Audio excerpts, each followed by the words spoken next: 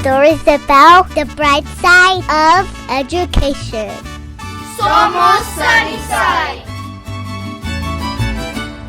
Hello everyone, welcome to Somos Sunnyside. I'm your host, Jose Gastelum. I'm the proud superintendent of the Sunnyside Unified School District, and we're excited to kick off our first podcast of the year. That's right, our first podcast of the year. So work with us here as we're all new to this, but you know, our purpose of these podcasts is to highlight our employees, highlight our students, highlight what's going on in Sunnyside. And as I said, our title, Somos Sunnyside, means we are Sunnyside. And so I have a very special guest today, and we're going to learn a lot about our guest today. Our guest is Patrick Hart, and he's from Gallego Intermediate School. So welcome, Mr. Hart. Thank you. Happy to be here. So, Mr. Hart, we've been several weeks into the school year. Tell us a little bit about what you do at Gallego. Sure. So I am the 7th grade ELA teacher. I have one class of English language learners for targeted instruction. And what I do is try to help students be the best version of themselves. Awesome. Very well said. And I'm going to have you brag a little bit about yourself here, because as I visit Gallego Intermediate School and walk around the hallways, you know, students always are saying how cool Mr. Hart is. I want to take Mr. Hart's class. So what is it that's unique about your class that engages our students? I think when we all went through our school, whether that be elementary, middle, or high school, we had those favorite teachers. And it seems like you're a favorite teacher to many, many students. So tell us a little bit about what makes you unique and why students love being in your class. I love learning more than my students, and I try to make it infectious. So I am constantly reminded that kids will be kids, and I start every day with a new slate. I try to be as fair as possible. One of the big things for me in helping our students develop agency is walking the walk. And for me, that is having them create rubrics, that is having community circles. And I actually had a student with our first community circle said, I don't think I've done this since kindergarten. And the idea is that, well, true, but how can we make you feel like a part of community, like you did when you were kindergarten? Because it's so easy for students, children, adults even, to kind of lose that creativity and lose that sense of community and lose all of the wonderful things that make Sunnyside such a special place, because they feel like they have to do a certain thing or be a certain way. And I think really what I want to do is have a safe space for kids to be kids and to make those mistakes in a way that's safe, and knowing that I will be there for them no matter what. I actually have a few students from several years ago I keep in touch with on a pretty regular basis. I actually put one of them, she's currently a freshman at Desert View, and I put her in touch with a friend of mine in New York City that she may or may not go visit to tour the Cooper Union College. So I think that for me, I know 2 teachers that changed my life and made me want to be a teacher. And I just want to be that same person. And if I'm not that person, I want to at least have students feel comfortable enough with me to say, you know what, you're not my favorite teacher. You're like my 4th favorite teacher, and I like these other teachers more than you. And here are the reasons why. I love that, because I think it's all about being yourself and not being afraid to express yourself. Thank you for that, and for all our listeners, you know, I hope we heard that loud and clear. You know, I mean, I think our inaugural podcast here the intention was to start with teachers, because our teachers do such important work, and the voice of our teachers are important. So I'm glad you covered those pieces about the student experience, covered those pieces about developing the identity, purpose, and agency of our students. Right, I develop them as learners and as people, and so, you know, it means a lot to our students when they see their teachers doing it, right? It's walking the talk or talking the walk. What's the saying? So I think it's walk the walk, right? Walk the talk. And so, you know, that's important that, you know, what you expect from them, you also expect yourself to do it and model for them. And so I know in a community like ours, I mean, confidence is a huge thing for our students. And so I always talk about this piece of our students belonging, that our students can compete with anyone, across this country and across this world. And so it starts with building their confidence as people, as young people, and as learners. And so, it's great to hear that you keep in touch with your former students. I think, tell us a little bit about middle school, because I know a lot of people make the comments of, man, I don't think I'd ever teach middle school age children, and there's these, their hormones are going wild, and they don't always have the interest of wanting to learn at the forefront of their minds, because there's so many social pieces that they're trying to tackle. And so tell us a little bit about what you love about not only Gallego Intermediate, but what do you love about middle school in general, working with that age group of students? Yeah, I think it's really funny that you brought that up. When I went back to school to get my master's in education, I got it originally. My plan was like 4th or 5th grade, and I got my first teaching job. I was living in Charleston, South Carolina. That's where I went and got my master's, and I was teaching 5th grade, all subjects. And then I moved to the Bronx, and I was teaching 5th grade. And then I moved to Tucson in 2019, and I was teaching 6th grade social studies at Drexel. And I kept saying, like, I'm never going to do middle school. But then when I met those kids, and just these huge personalities that are so wonderful and so unfinished, that I think about what I was like at that age, and I just loved it. I love how weird they are. I mean, I love how creative they are. I love that they have interests, and I may not understand their interests, but I have students that are so passionate about things.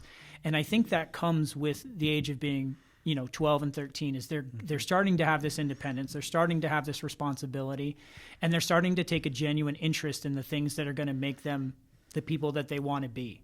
So being able to go to their sports games, though I did last year, I went to the Gallego Apollo game, and I made some enemies at Gallego because I taught at Drexel. So I saw some of my former students, and I got the silent treatment for hugging some of my former students. Yeah. So, I'm learning to deal with some of the social things. But for me, middle school was a pivotal moment. I had some things happening in my personal life that made school challenging. It was hard to focus.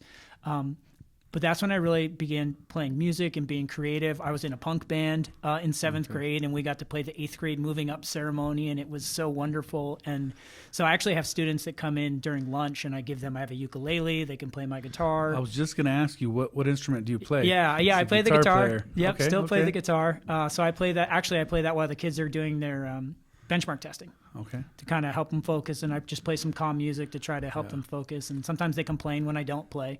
But it's so important for our kids to see you, out of that teaching mode, right? To see what your personal life is like, see what your interests are, your hobbies are.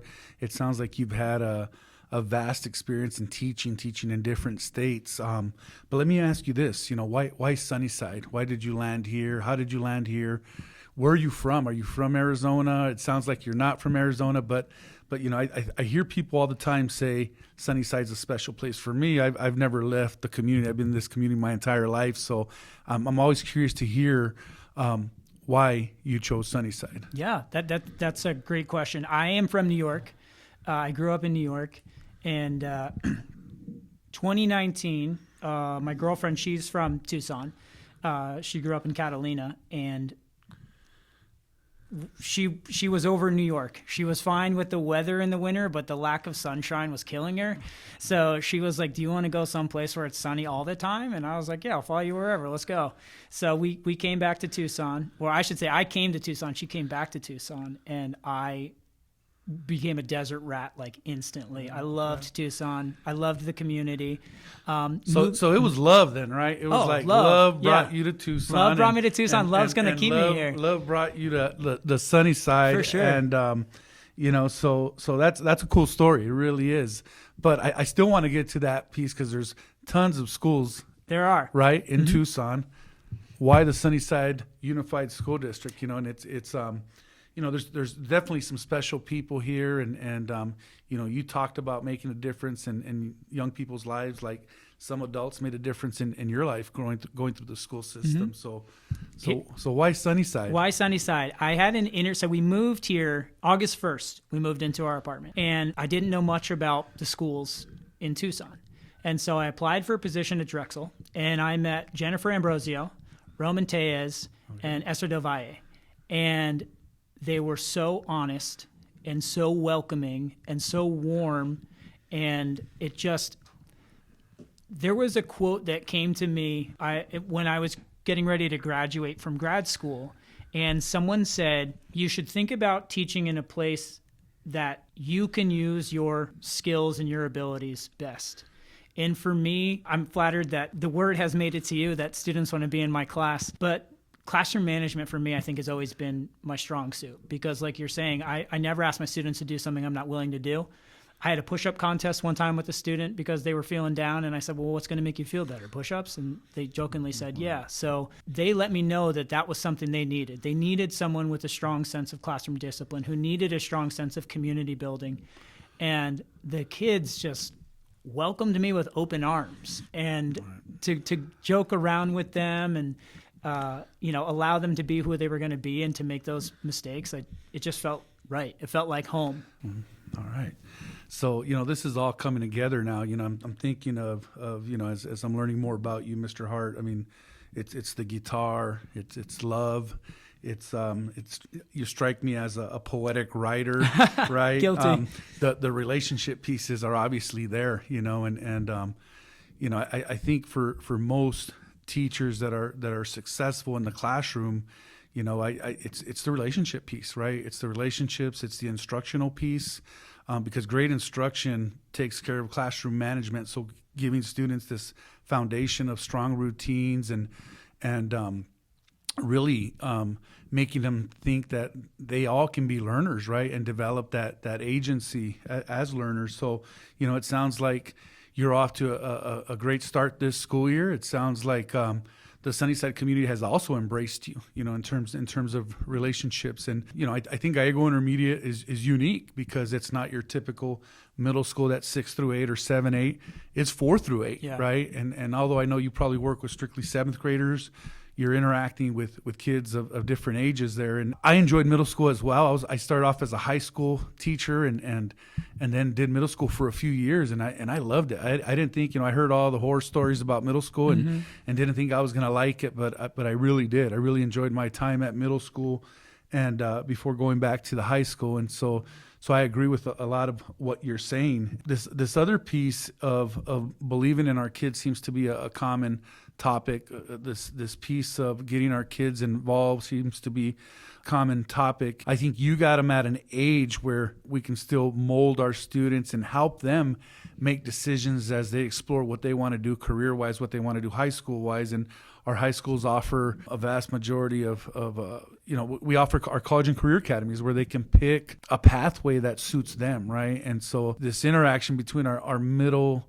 schools and our high schools is important, in terms of our students making a choice of where to go to high school, and in terms of our parents making a choice of where to go to high school. And so, that's obviously is an important decision for our families. I want to thank you for all you do for our students, and it sounds like you got great relationships with them, and it sounds like they're truly enjoying your class. Do you do any coaching? Are you a club sponsor at the school, or do any of that? I'm sure that the kids are asking you to join them with some of those activities. They are, yeah. I am actually, this year I will be the student council sponsor. Okay. And I have a lot on my plate, and if it came from a coworker, I probably would have said no. But to get an email from a student who I didn't even have, but who I knew through passing, and then to have students come down and ask me in person, they just know I'm a big softie, so I couldn't say no to that. So yeah, I'm now going to be the sponsor. Yeah, right, cool, they're just such a good group of kids. So what year is this for you in Sunnyside? This is year 4 for me. Year 4. Year 4. Awesome. Yeah, okay. I love it. Good. All right. Well, our students are very lucky to have you, and I'm sure they're going to keep you busy with student council. Maybe you can bring the wife, girlfriend along and help you out, chaperone some of those activities that the students have. And so tell us a little bit about what makes Gallego Intermediate unique. What really drew me to Gallego in the first place, I was fortunate enough to do my student teaching in an arts magnet school, and I had always wanted to get back. because as someone who plays the guitar, I was in drama growing up, I was in jazz band, I was in orchestra. I just wanted to be a part of that again. And I wanted to see what students could do. Like you're saying, like seeing with me with my hobbies and things like that, they're so much more than their grades. And I tell them that all the time. Like you're more than your test scores. You're more than your grades. You're a human being with emotions. Like experience those emotions and let whatever happens. So I was really drawn to the arts magnet side of things, and then getting there and seeing just how passionate some of these students are about what it is they're doing. Hearing the mariachi band for the first time, like growing up in New York, that is not something I had in my high school. So it was so cool to see, and the folklorico, and just the passion that these students have for their different arts is just beautiful. Yeah, I mean, Sunnyside is definitely unique when you think about mariachi and folklorico and some of the different student experiences that we have and traditions, you know, in terms of our culture and diversity. And so, you know, I think, you know, one thing I learned as a principal was, you know, our music students, you know, whether it be mariachi, band, orchestra, or any other fine arts program, it requires a lot of discipline, right? It requires a lot of discipline. And one thing I also learned real quickly is your music students, for the most part, were your advanced placement students. And so I remember having that conversation with our band director when I made the big mistake of offering an AP class during the same period band was offered. And so I had a line of parents at my door, along with our band director, and I had to make a quick adjustment because, so, you know, I really have a lot of respect for those students that, you know, get involved with music, and it's not easy, you know, it's a discipline, and it's something that they develop as people, they develop their artistic and musician side. And so, you know, that's definitely important. And so, you know, and that's what it's all about. I think what you were talking about is what our graduate profile is about. It's about the student experience, right? It's about and I say this time and time again, it's the pre-K-12 experience. It's the connection that each student has at school. And the most important thing is what we talk about is our instructional core, and that's the interactions between the student and the teacher in the presence of content, right? And also in the presence of just when they see that you're a human being, like a regular human being, when you take out the guitar.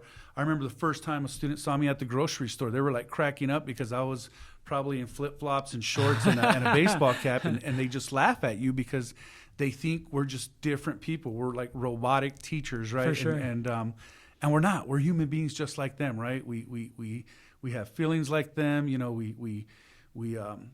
we have all these different emotions, just like our students as well, whether that be happy emotions, excited emotions, or sometimes having that tough day, right? And so before we wrap up here in our first episode of Somos Sunnyside, I want to thank you for being our first host. You've made history today, right? You're the first host. You're penciled in, you're inked in, and nobody can take that away from you. But any final thoughts, you know, just to students, to the parents, to the community, any thoughts? Yeah, I definitely thank you. You know, you parents, families, community members do have a choice, and you do have the responsibility to make sure that the people in your community are serving your community's best interests. And the fact that I have been continuously welcomed with open arms. I'm still waiting on my first quince invite, but you know, I guess I can be patient. Well, who knows? They might hire you as the musician guitarist there, right? You're gonna have to, you know, learn some mariachi songs there, and bring the trumpet players and the guitarrón and that'd be great, and those guys, right? But who knows? And so I'm sure you'll get plenty of invites to your first quinces and sweet 16s and, you know, whatever they call them now. I haven't seen MTV in a while. I don't know if that shows even exist anymore, but there used to be some sweet 16 show or something like that over on the there. top. Yeah. But I'm sure you'll get invites and just like I'm sure they bring you all the great food from the community, right? Oh, yeah. And yeah. So, you know, that wraps up our first episode. Again, I want to thank Mr. Hart for being such an awesome participant here and for the things he does every day for our students. And so until next time, remember, Somos Sunnyside.